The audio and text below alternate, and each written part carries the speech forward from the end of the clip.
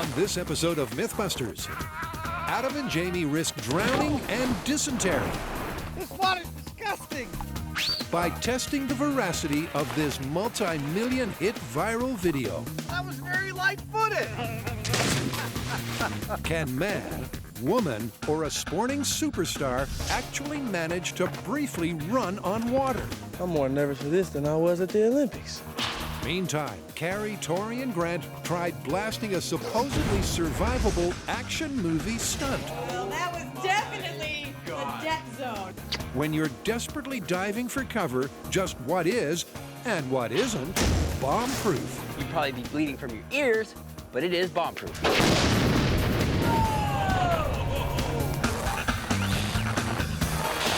Who are the Mythbusters?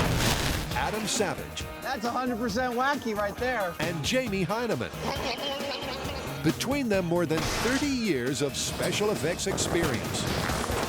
Joining them, Tori Belleci. Let's torch this thing! Grant Imahara. It's lethal, people. And Carrie Byron. Starting to get the idea that this shouldn't be done inside. They don't just tell the myths. Oh, yeah. They put them to the test.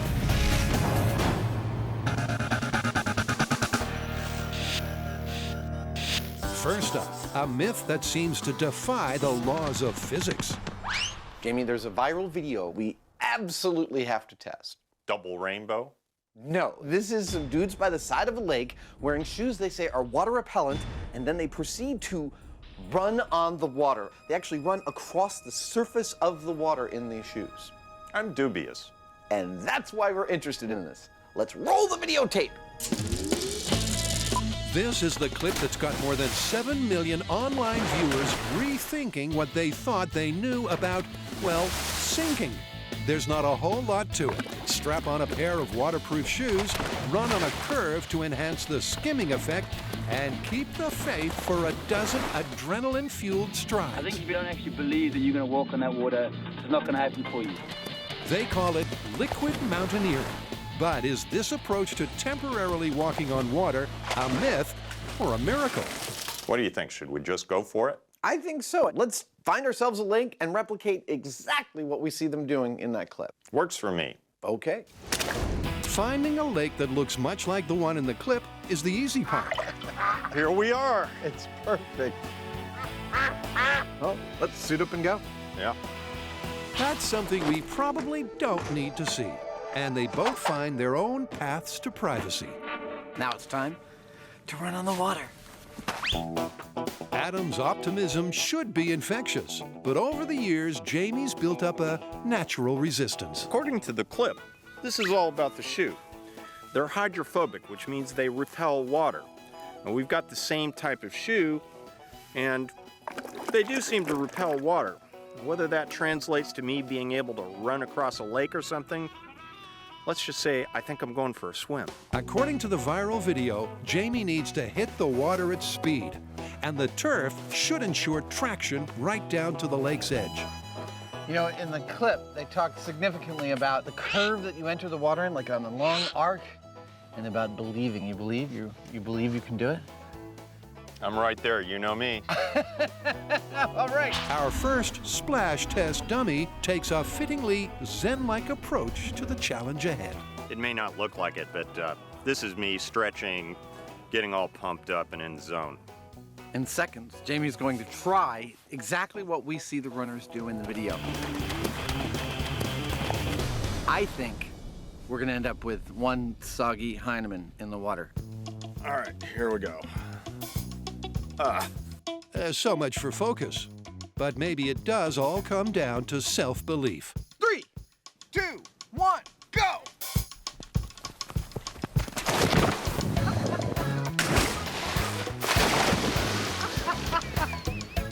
Or maybe not.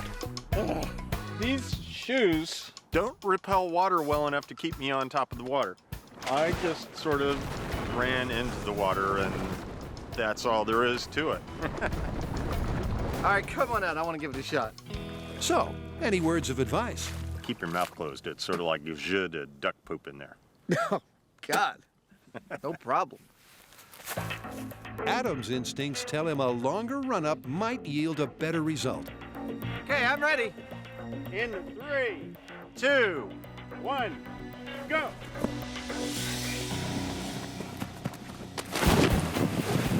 You really can't fault the execution. In fact, Adam's effort looked just like the ones in the video, except for the end bit.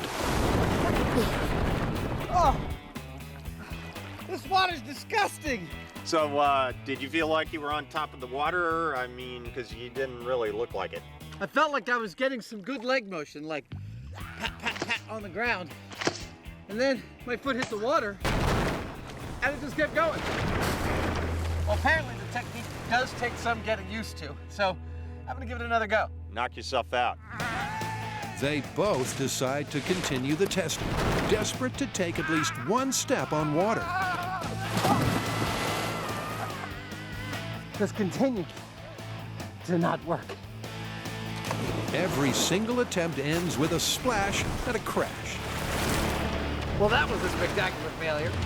Yeah, these shoes are going to have a lot more going for them than water repellents for that to work. That's true enough.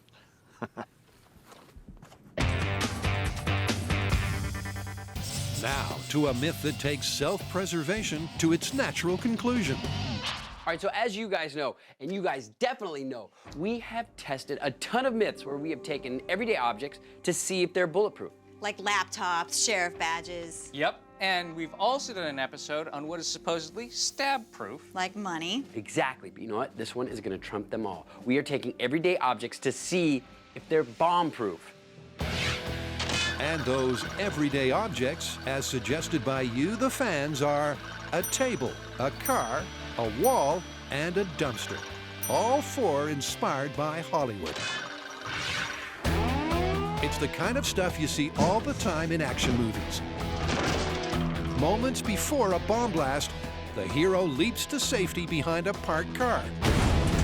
The heroine is just close enough to reach that cinder block wall. Or the sidekick, who's still got a snappy line or two left in him, finds refuge in the refuse. But we want to know if any of these suburban shields could really save your bacon. Okay, for the explosive du jour, how about we use C4? That's used in a lot of Hollywood explosions. Sounds great. And first we should do a control blast to establish the injury zone. Then we're gonna start bringing in objects one by one to see if they're bomb-proof. All right, well, the maximum amount of C4 we can use at the bomb range is 3 pounds. That is gonna be a huge blast. This is gonna be a cool experiment. You have no idea how right you are. For the whole team, this shapes up as a pretty sweet day at the office. What's bomb-proof? I can't believe we haven't thought of this one before. The first thing to work out is the perfect test distance between the bomb and the shields. Too close, and the whole experiment just blows to pieces. Too far away, and the shockwave might not be lethal in the first place. So this will take some finessing. Come on, Byron. Hurry up, we don't have all day. Now, we're gonna set up a number of radii from the epicenter of the blast. At each of these radii, we're gonna put 2 burst discs. One that goes at 13, which is the threshold of injury, and one that goes at 75, which is the threshold of instant death. We've used burst discs before on the show to find out if various shockwaves were survivable without actually resorting to a human sacrifice. Nice. That's what I call a result.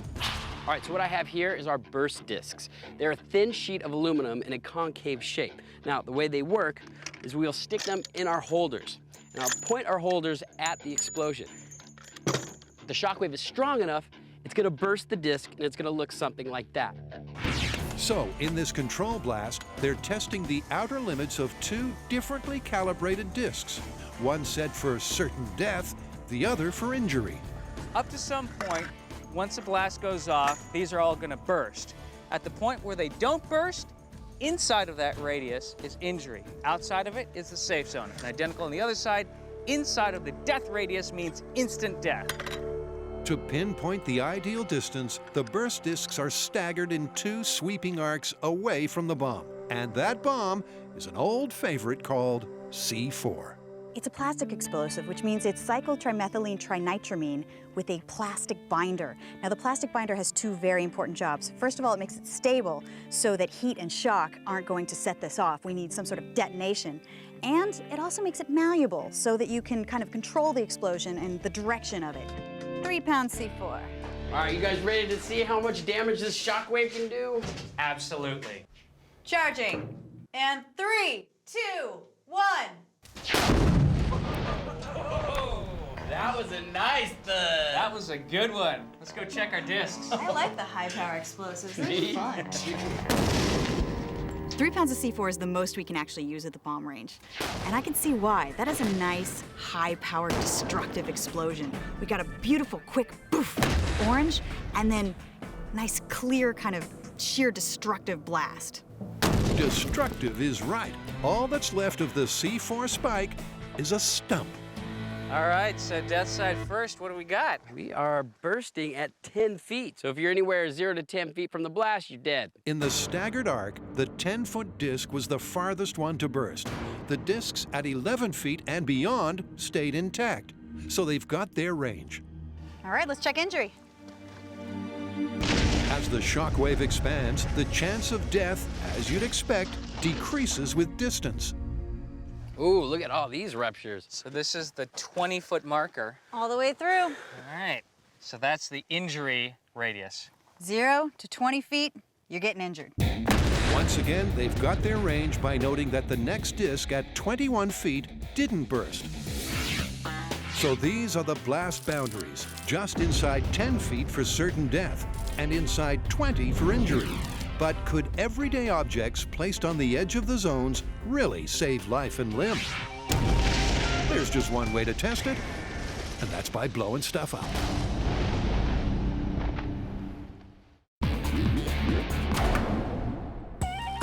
Having totally failed to skip across a lake like a well-pitched stone, Adam and Jamie have reverted to Plan B.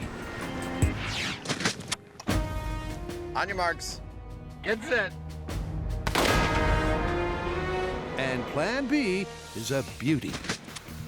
Now, if successfully running on the water is dependent on speed, we need someone really fast, and that's where Wallace Spearman behind me comes into the picture. He's 6'3", 170 pounds, and he's run the 200 meters in 19.65 seconds, making him the 5th fastest person in the world at that distance and the perfect test subject for us. How you doing? Pretty good. If speed's the missing ingredient, that's what Wallace has brought. They figure that lightning speed might well be the key to success. And this man also runs the 100 meters in under 10 seconds. So Wallace, how far do you think you're going to get? I'm hoping 3 steps. Just 3 steps? I'm fast, but I don't know if I'm that fast. We'll see. Okay. This test is mostly about speed. And Wallace is pretty fast on land. However, when Wallace moves from the land and into the water, he's not going to have the same kind of traction, and that means he's going to slow down really quickly. I'm more nervous for this than I was at the Olympics. And fair enough. Even the Olympics can't compare to walking on water. So let's see if sheer speed is the answer. 3, 2, 1, go! Apparently not.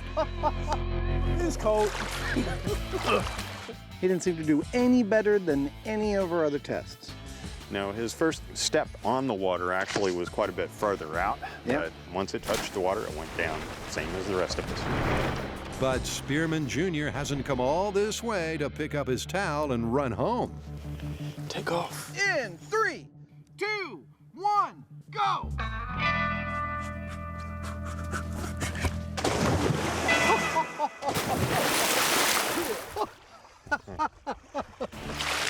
I don't think it's working, guys. Try harder. I got you, coach. Wallace has also seen the viral video. And just like Jamie and Adam, he's become obsessed with the thought that a minor miracle might be only a quick step away. He's not quitting. Nope. You know, one of the things that they talked about extensively in the video was how much you had to want it to run on the water. And Wallace did a fantastic job of that. He talked to us about it. He really wanted to make this work. He thought about his stride. He thought about the way his feet were hitting the water, and he gave it every chance he could, and it was still a total bust. I want this. So it turns out, speed's not everything. Maybe if we got Wallace up to about 100 miles an hour, he'd skip across the lake like a rock. But given that humans can only run up to about 30 miles an hour, it's not happening. So the myth of running on water, as seen on the viral video, is pretty much sunk. But Jamie and Adam still have a few ideas up their neoprene sleeves that might just keep the concept afloat. All right, so we've done our control test, and it turns out if you are 10 feet away from 3 pounds of seafloor exploding, you're dead. If you're 20 feet away, you're gonna be pretty messed up. Now that we've established those distances, we're gonna see if hiding behind an object can protect you from the blast wave. And the first object might not be your first choice of shelter, assuming you had a choice. That's because it's a plain wooden table. I don't know. I don't think I'd want to be 10 feet away from 3 pounds of C4 behind just a table. Oh, come on. That's 3/4 inch pine. Yeah, it does seem kind of flimsy, huh? We'll find out how flimsy in just a few minutes. Grant plants the burst disc behind the pine as Carrie and Tori deliver a twin for the 20-foot test. All right, let's point it towards the blast. This is the injury zone. All right, get in there. Given the likelihood of shrapnel, foam figures are added to catch any potentially fatal shards. But the way Grant sees it, that's not the main threat. So when we're looking at what is bomb-proof, what we're actually looking at is a branch of physics called fluid dynamics, because we're looking at the movement of air, and air is technically a fluid. Now, when you set off a high explosive, such as C4, what it does is create a high-velocity, high-pressure wave of air. And that high pressure is potentially what is deadly to you. With one table just 10 feet from ground zero and the other a scant 20, 13 PSI for the injury zone. it's a test that seems certain to end in splinters. Unprotected, we know that a blast of C4 would ruin your health. Now, to see if a simple pine table can save you. All right, so what I have here is 3 pounds of C4. I know it doesn't look like much, but wait till it goes off. As the warning rings out across the land, the team reconvenes in the one place out here they know is bomb-proof, the bunker. All right. Here we go. Okay, this is what is bomb-proof wooden table. All right, charging. In 3, 2, 1. Whoa! Wow. Well, that was definitely the death zone. Now, one table is down, but the other table is still standing. Let's go look at the damage. No prize for guessing which table is gone and which one looks kind of intact. But the rubble inside the death zone has a surprise in store. There's no table The left. table is completely destroyed. Oh my God. No way! The burst discs are intact. What the heck? How is that possible? The table must have deflected the pressure wave. That's exactly what it did, even if Tori finds the data hard to swallow. Well, there is no way you would have come away from this uninjured. No, but by our criteria, you would not have instantly died. Grant makes a good point. Incredibly, a simple wooden table made an otherwise fatal explosion survivable. Now, to check out the injury disc at the 20-foot mark. Okay, well, the table's still standing. Let's see. Sort of. It's not burst. It's The other definitely one? crinkled. You may have got away without any injury on this one. Okay, these results are so interesting. Let's go check out the high speed. I'm dying to see what it looks like. Me too. And it looks like that massive shockwave was at least interrupted by the table that Tori quite recently called flimsy. Whoa! Wow. Look at the waves. Yeah, the waves pass right over the top. So it looks like it is bomb-proof as far as the pressure wave goes. Yeah, but I mean, look at all that shrapnel. This is so counterintuitive because the disc didn't burst, but that table is in shreds. Both tables absorbed the brunt of the blast. In the 10-foot death zone, extreme shrapnel from the shattered wood might have been fatal, but the shockwave wouldn't. And at 20 feet, you will remain snug and safe. Next up is our second potential blast blocker.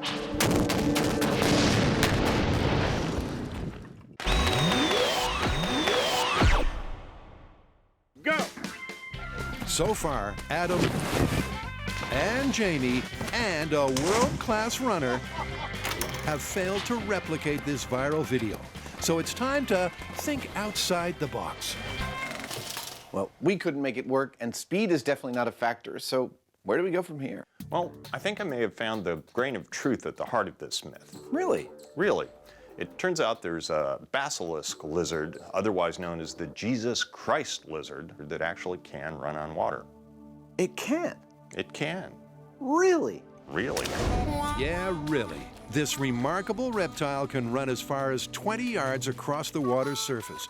And that's just the kind of inspiration they need to replicate the results of the viral video. All right, looks like his feet are actually slapping the surface of the water, but they're continuing to push down and back as he's moving along.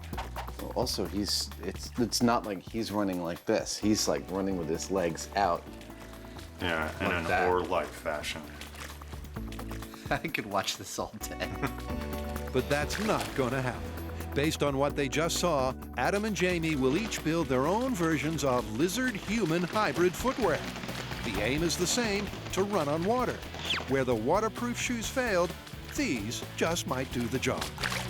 So after looking at all the scientific papers that I've got about the physics of how this lizard stays above the water, it really seems to come down to the surface area of its foot and how hard it smacks the water. That's my takeaway from this. So I am going to try and give these cute little shoes as much surface area as possible while keeping them as light and runnable as possible so that they can be quick and nimble when they hit the water. I want them to hit the water as hard as they can. The design details of Adam's water-smacking lizard loafers are all in his head. The hinge in his feet shows that flexibility is a key factor, but otherwise, it's a case of watch and wait. Jamie, however, lays all his cards on the table. I figure, why mess around? It's clear from the get-go that we're witnessing the birth of the shovel shoe. Patent pending. Now, a lizard foot is an incredibly hard thing to replicate. It's a whole bunch of finely muscled and jointed segments all working together that allow it to run on water. So I've taken a kind of intuitive leap here. I'm hoping that cupped shape of the inverted shovel blade will cut into the water and then scoop it backwards. Once it's finished with the first sweep, it should be easy enough to pull the whole thing forwards without dragging half the lake back with it. And just so you don't break your ankles, the attachments I'm using here are slightly modified boots and ankle braces from snowboards. Meantime, Adam proves he's the master of multitasking. If you're not sure what he's up to, here's a clue. So his tail's coming out to about here. Seems like it's counterbalancing him. Yeah. Also potentially, ruddering. Yep, in the quest to build a better lizard, Adam's decided it's not all about the feet. The basilisk lizard has substantial counterbalance, so an articulated tail is deemed essential equipment. Yeah, it's a big tail, so what? Adam's done, and Jamie's shovel shoes are also ready for action. That might work. So it's back to the very same lake that proved so unsupportive the first time around. But they have changed the stunt staff. Our water-walking lizard today will be played by Jessica. She's 58¼ inches tall, weighs 100 pounds, and she's an acrobat. We think that her strength, her agility, and her diminutive size make her the perfect candidate to help us make this work. You feeling ready? Ready. Let's do it. If either design stands a chance, it makes sense to strap them to the lightest, most agile frame they can find. First up is the control, our point of comparison. Jessica is going to run into the water without any apparatus on her, just like we did. Jessica's faster than Adam and Jamie. She's much lighter, and the odds are she should do a little better. Here we go. Running on water. Control in 3, 2, 1, go!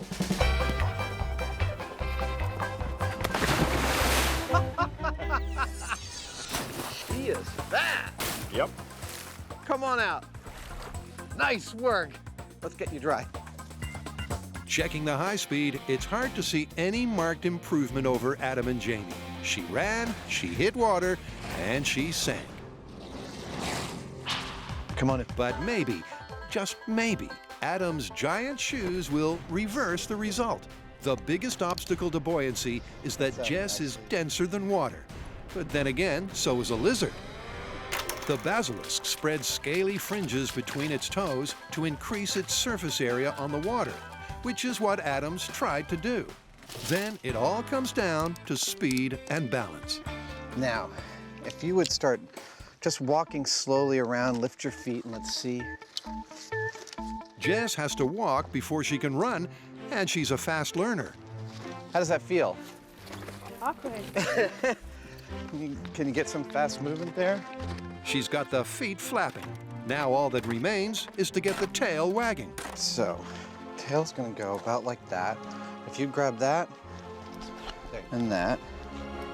Now, if it's true that we are minutes away from setting lizard-human hybrid history and walking a human on the water, it will be because of my two-pronged attack. First prong is the feet, providing the widest possible surface area for Jessica to smack the water with, providing hopefully enough up pressure to keep her above the surface, and giving her the same amount of flexibility as her normal feet, or as close as we could achieve. The second prong is the tail, acting as both a rudder and a stabilizer. A lizard wouldn't run across the water without it, and neither will our acrobat. How's she gonna do? Well, she looks about as close to a Jesus lizard as you can get at this point. It worked for the lizard, maybe it'll work for her. Let's do it. If nothing else, our acrobat's about to prove she's no lounge lizard. In 3, 2, 1, go! You can do it! Yes, yes, yes, yes! Oh!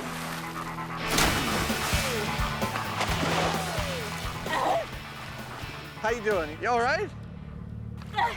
Astonishingly, it did not work. It's like stuck in the mud. Oh, really? Jess did her best, but it's fair to say the rig fell short of its early promise. Did you feel like the shoes held you above the water at all? Not at all. No? You just plunged right in? Yep. Do you think the tail was holding you back? Yes. Really? Yes. Should we try it again without the tail? Okay. Excellent. Can we get a towel? Now, it's well known that some lizards, when presented with danger, can actually detach their tails and get rid of them to escape faster. And that's what our lizard wants to do, so that's what we're going to allow her to do.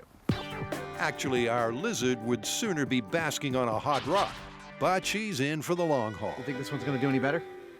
Not really. All right, well, let's find out. Here we go, running on the water, lizard-human hybrid without the tail. In 3, 2, 1, go!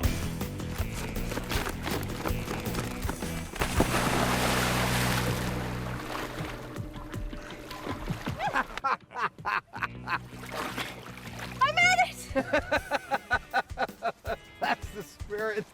Was that any better than the previous one? Definitely. Really? I had much more freedom. Jess might have felt as free as a bird, but the high speed shows she still sank like a badger. Now it's all up to Genius Jamie to prove that a man or woman can walk on water.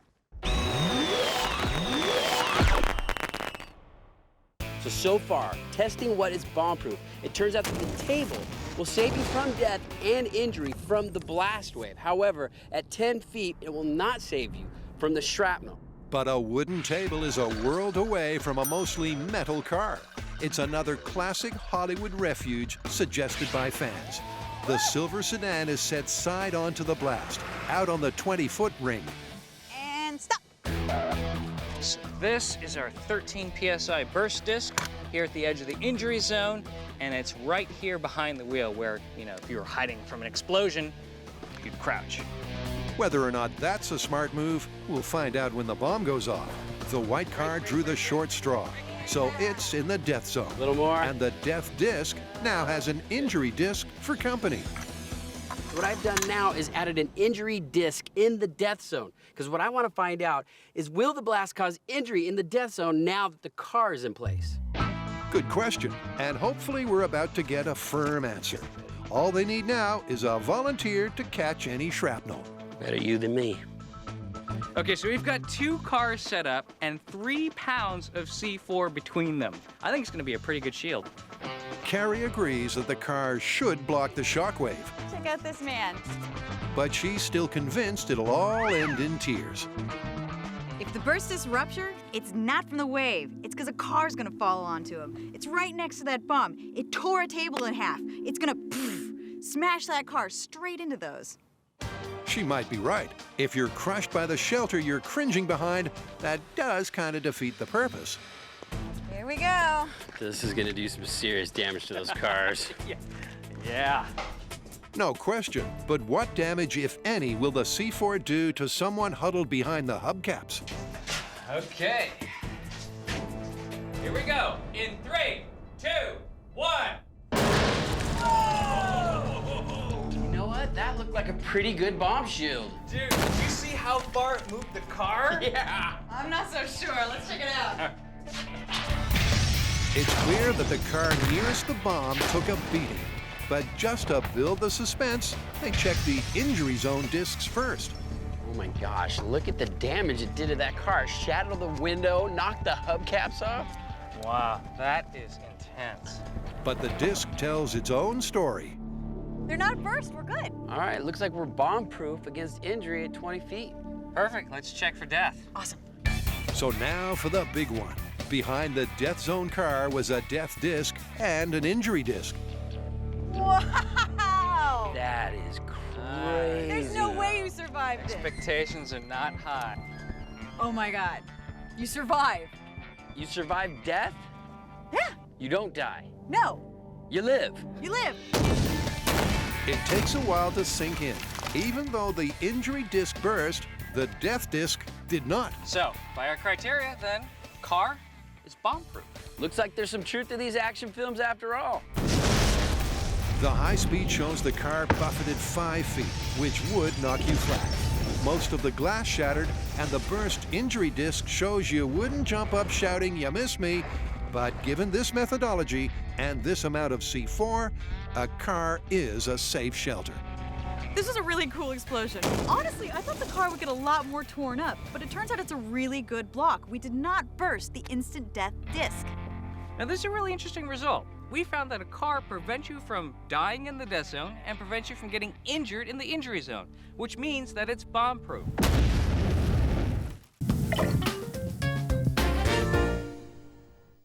Adam and Jamie are rapidly realizing that the concept of man running on water is every bit as improbable as it sounds.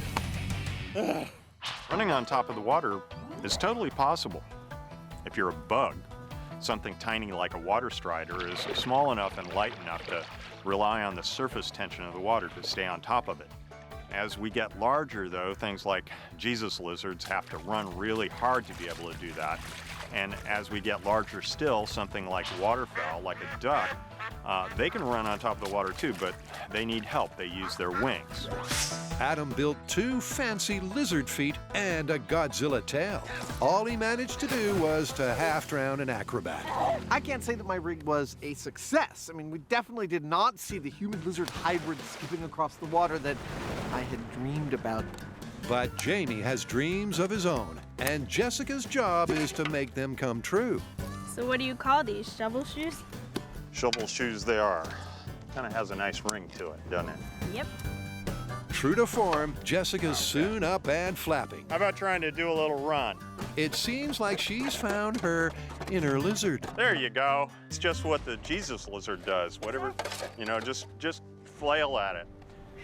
Now let's go back down to the water. But any purchase of Jamie's shovel shoes comes with a free gift, a kind of outrigger walking frame that adds balance, much like a tail does, but up front. While a tail may provide a certain amount of stability, I figure that we can do the same thing in the front with the ski, but with the ski we'll also get a certain amount of supporting lift on the water. And that way, with her scooping away at the water behind, she'll be pushing the ski in front of her, and we might just get a little more distance out of it.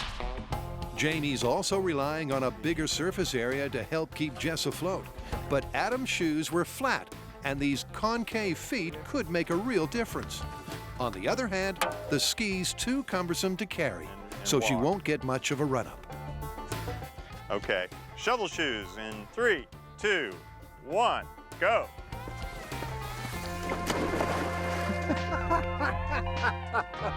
Okay, that was just embarrassing. So maybe the ski should go the way of the tail. All right, shovel shoes without the sled. In 3, 2, 1, go. Hey. She's a good sport. Uh-huh. We could try this 100 times, and I don't think we'd get running on water. No, I don't think we would. The viral video myth of running on water has been long busted, but it's still worth checking the high speed to see if either one of the enhancements has helped or hindered. Adam carefully traces every variation to match up with Jessica's first control test. This one right here is the control, and I would look for any improvement being any line that went above that. Okay. And yet all of our tests fall below that, and actually they're all pretty consistent. And sometimes it's 1 step, sometimes it's 2 steps, but still, she's sinking at a much faster rate with all of our stuff strapped on her feet than she is when she's just in the control. Which is also probably due to the fact that she's removing a lot faster. Yeah, absolutely. I think speed is probably one of the most critical factors, and everything we put on her made her go a lot slower. It looks like it's back to the drawing board. or not. So here's where we're at. We are testing the myth of what is bomb-proof. And so far, we've tested a wooden table and a car. And as it turns out, those things are bomb-proof, both in the death zone and in the injury zone. Next up, we're gonna test one of these, a dumpster. It's like in the action movies where a bomb's going off, hero sees the dumpster, thinks, oh, I'll jump in there and be safe. Whatever happens, it looks like they've already confirmed the myth that getting in is a whole lot easier than getting out. What a shame. Somebody threw away a perfectly good Mythbuster. A little help. As with the table and the car, they'll test 2 dumpsters, one at the 10-foot death zone and one at the 20-foot injury zone. Perfect! If this doesn't work out, we could be trash man. Okay, this is the 13 PSI. All right, this is the injury disc. Yep. Once again, they fit an injury and a death disc in the death zone dumpster. Now, you'd think those 4 steel walls would be the best shelter yet against having a bomb churn your insides to custard. But here's the thing. It's a mostly enclosed box, except for the lid. If that energy wave actually diffracts around the top edge, because it has these rigid walls inside, you could see some reflection and possibly get higher pressures inside of the box. And that same exact thought has already occurred to Carrie. If the wave happens to bounce off the backside of the dumpster, if it amplifies, we might burst one of the discs. Uh-oh, bomb's going off. But Tori's got no time for this kind of trash talk. You know what? I have a feeling these are gonna act just like a bunker. I mean, you're surrounded by steel. The roof is open, but I think the shockwave is gonna go right over you. You might get some ear damage, but I think you're gonna be pretty good. And the catalyst for catastrophe is still 3 whole pounds of plastic explosive. Let's do this. In 3, 2, 1. Wow, that looked pretty good. Those dumpsters look in pretty good shape. Yeah, let's That check one it on the out. right went boom. The 13 PSI disc in the injury dumpster remains intact, so you'd be unscathed at 20 feet. And the death zone dumpster doesn't look too much the worse for wear. You know, for being so close to that blast, this dumpster looks in pretty good shape. Hey, the 75 PSI disc is not ruptured. Yeah, but the injury disc is busted, so you're gonna survive, but you're injured. But some of the shockwave must have penetrated, or the injury disc wouldn't have burst. Still, the dumpsters did well. Injury-free at the injury zone, and alive but unwell at the death zone. So this is the dumpster that was 10 feet away from the C4 blast. And look at it, it's in pretty good shape. I mean, it's got some concaving happening, so it took a lot of the shock. But I mean, it acted like armor. And our death disc did not burst, which means if you were in here, you would have survived. You'd probably be bleeding from your ears, but it is bomb-proof. So far, the results have surprised everyone, not least because every shelter tested inside set parameters actually would save your life. Next and last is a cinder block wall. And if you think you know how this one goes down, all I can say is you're probably wrong. This, though it looks very sturdy, I mean, technically this is composed of several little pieces. So you can think of it as the most liquid of all of the obstacles we've tested, which means that it quite likely will absorb that energy, but not blow it all out. If Grant's prediction sounds a bit soft in the center, Carrie's prepared to go in hard. So after everything we've seen, I'm pretty sure that this wall is going to block the wave and you're gonna survive behind it and you're gonna get no injuries behind it. I mean, it's a brick freaking wall. Point taken, and they've only built one brick freaking wall, as Tori explains. So we only have one wall to test this one, but we still have to have the death zone, which is 10 feet away, and the injury zone, which is 20 feet away. So since we only have one wall, we're gonna have to move our blast zone to 10 feet and 20 feet. Common sense says start wide and work your way in. So Tori sets the first charge at the 20-foot mark. Grant fits the 13 PSI injury disc, and Carrie supplies the styrofoam stunt band. Now to see if a freestanding cinder block wall is as solid and as safe as it looks. In 3, 2, 1, fire! Wow! I never get tired of that! That was a... All right, that was a big blast. All right, let's see if it was bomb-proof. Hey. The wall's still intact. It is. And the disc? And the disc is crinkled, but still intact. So it's bomb-proof for injury. All right, let's see if it'll save your life.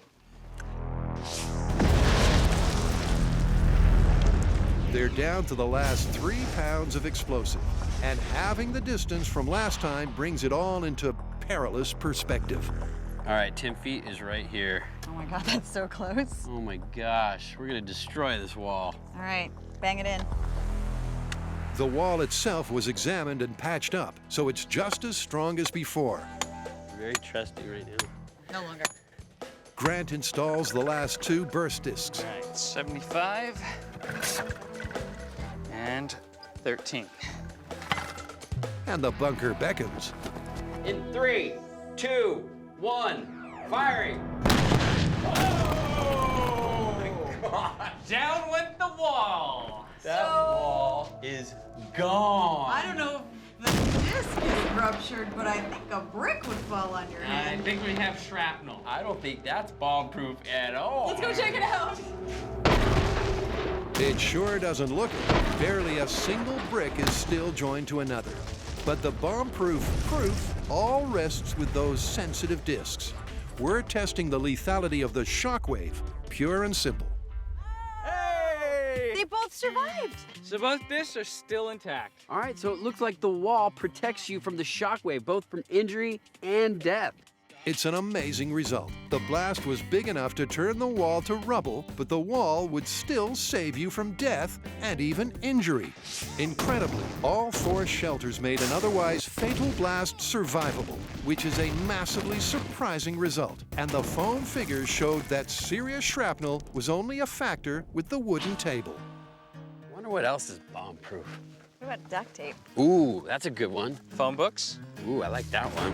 All right, well, as incredible as it seems, I think we're gonna have to call myth confirmed on all 4 shelters. I mean, they were technically bomb-proof in the parameters that we set up. Yeah, but we should make it clear that if the blast were any larger or the explosion any closer, that'd be a different situation. Yeah, we were specifically testing the blast wave, and if you dive behind something solid, it's definitely gonna dampen it. But shrapnel, now that's unpredictable.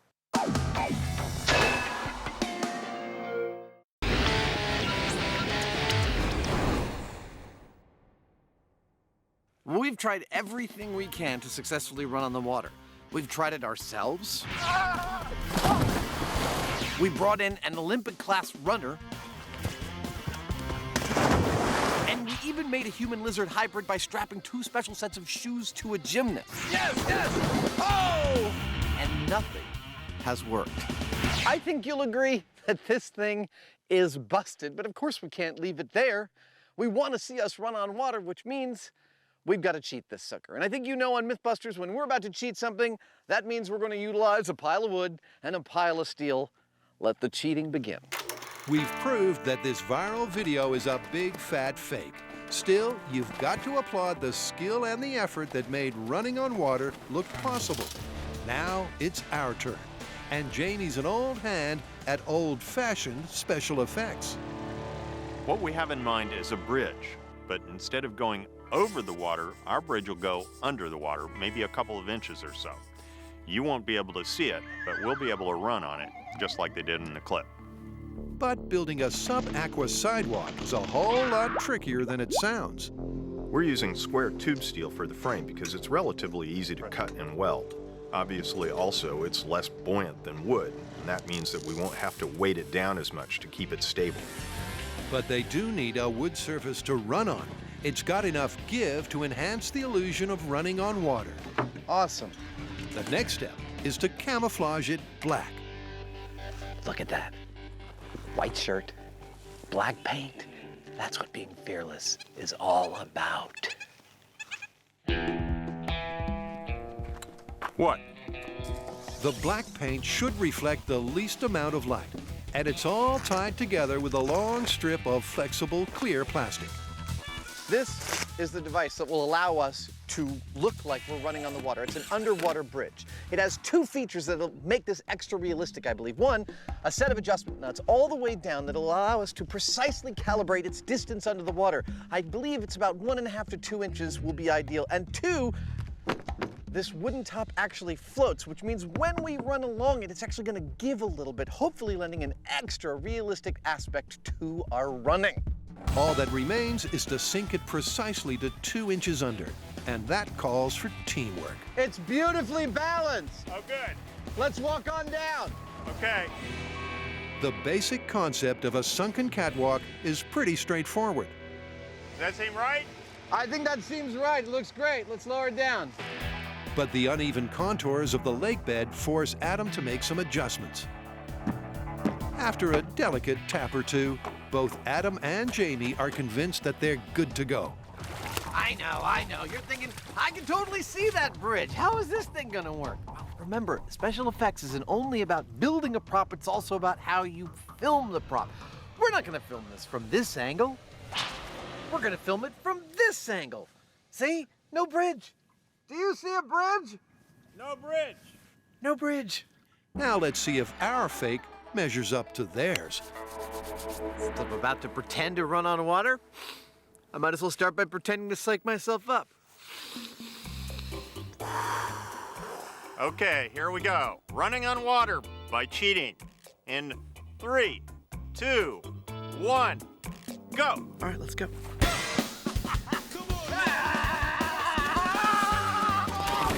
Yeah, that looked great. Beautiful. And that, ladies and gentlemen, is how it's done. Ours was a fraud, and it looks like theirs was too. My turn. But Jamie knows better than anyone that reliable results should be repeatable. 3, 2, 1, go! Go, go, go! You got it! You got it! Yeah! Beautiful! And repeatedly repeatable.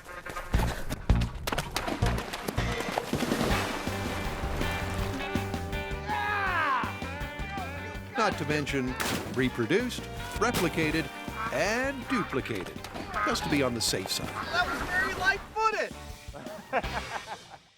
That worked pretty well. Yeah. In fact, it matched the viral video so well that the only way to call this myth is busted. Well, I think the take home from this is that when you need a little magic to make something work, movie magic will suffice. And don't believe everything you see. Exactly. After you.